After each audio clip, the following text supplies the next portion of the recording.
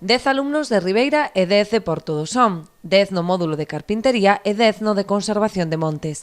Así arranca esta aventura formativa para os 20 desempregados que durante 9 meses recibirán formación teórica e práctica para a obtención dun certificado de profesionalidade que lles abra as portas do mercado laboral. Que durante 9 meses ides a recibir esa formación que vos vai a facilitar e ides a recibir un certificado de profesionalidade o que vos vai a habilitar para poder realizar unha profesión dentro de todo o ámbito nacional.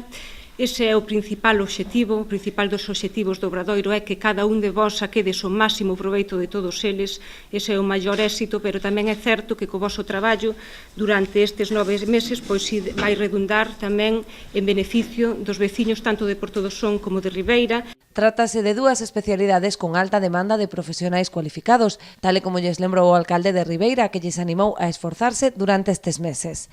As dúas creo que escolas, ou en este caso as dúas formacións que se van a dar, creo que son posiblemente dúas de unha demanda alta de traballo, vedes a cantidade de problemas que temos verán tras verán cos montes, ca utilidade que se lle pode dar aos montes, os incendios que hai, por iso eu creo que todo o que se poda pois dar en ese mundo e a formación que se dai pois vai a ser básica para poder ofertar o voso traballo a todas esas empresas de reforestación ou ben comunidades de montes, etc. etc. E a carpintería, pois exactamente igual. Eu creo que se están demandando a man de profesionales pois dunha forma, eu creo, importante. A construción se empeza a reactivar. Ademais da formación recibida, os alumnos contribuirán co seu traballo á recuperación da masa forestal en varios puntos de ambos os dous concellos,